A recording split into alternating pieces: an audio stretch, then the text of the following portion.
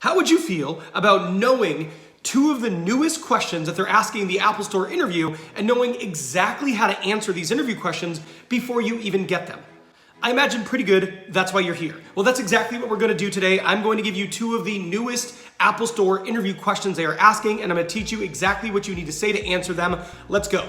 Now, the first one is, tell me about your first Apple product. Now, I'm going to level with you right here. This is not a question you are likely to get super wrong. As long as you have purchased an Apple product in the past, which you probably have, you're not going to get it wrong. But what people often do here is they don't get it super right. They don't maximize this opportunity. If you just say my first ever product was a computer, or my first ever product was the Apple, the iPhone, you are not maximizing this opportunity. You're not taking this question and using it as a way to stand out as a candidate. What you want to do here is a few things. First, you want to talk about a memorable story. Tell them in 15 to 30 seconds a little bit of the background as to how you got to that point, that you got this product, and why you wanted it, the need it filled, and why you're enthusiastic about it.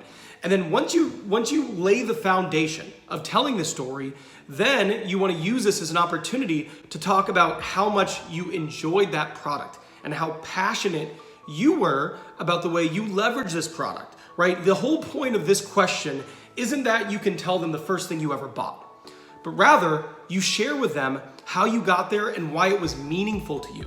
That way you stand out and you differentiate yourself compared with other people who are going to be asked this question as well. Look, I've heard it time and time again from people who have gotten a job at the Apple Store. You don't need to be an Apple Store fanatic or an Apple product fanatic in order to get the job. But if they're specifically asking you your first ever product that you've ever gotten from Apple, it definitely behooves you to talk about how passionate you are about that product, how much you like it, and this is absolutely an opportunity to share a little bit of your fandom. Now, the next question is something that someone who recently interviewed in their Phase 2 interview DM'd me, and he said that the question he was asked was, tell me about a time that you had to deal with conflict with a customer.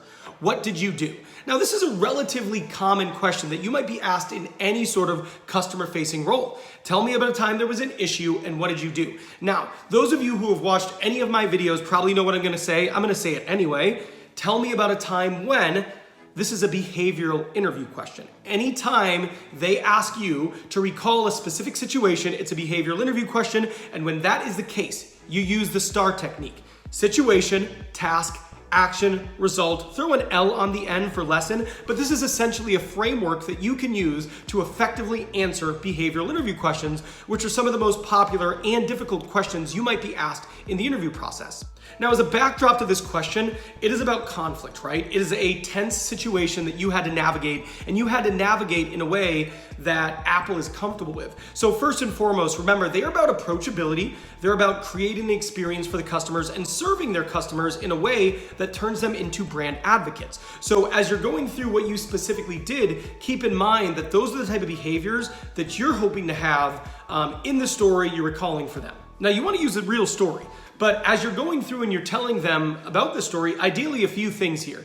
Ideally, the conflict or the issue or the reason they were mad wasn't something you did. They didn't say, Ben, tell me about a time you messed up and the customer was mad and there was conflict, right? This said, tell me about a time there was a conflict. So you can pick something. Maybe they got something delivered to them that they ordered and it was wrong. Maybe they've come in and they were dissatisfied with the stuff that was in the store, the inventory.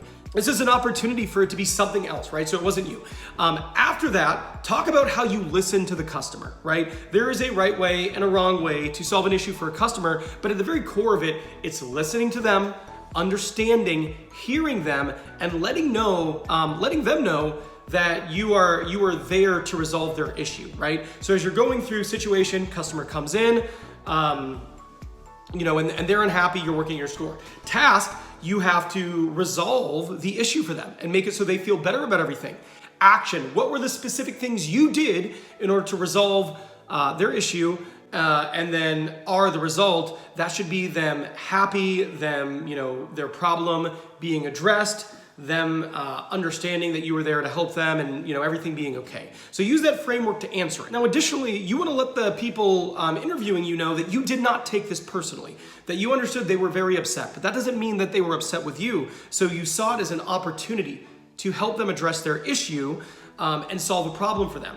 And ideally, you're the type of person, when you're telling this story, that you see it as a personal challenge. You're working, they came in, they're upset. It wasn't because of you, but you still wanted to take it as an opportunity to fix it for them because you feel responsible. That is your job, you see it as a challenge, and you want to make it right for them. That is the feeling that the interviewer should get as they listen to you answer this question. There you go. If you can do those things, you are going to do a great job answering this question. Hey, this video's over, but this video, you need to go watch it. If you haven't seen it, this is all about the phase 2 interview. These are real questions, and it'll teach you exactly what you need to do to stand out and lock down that job by crushing the phase 2 interview.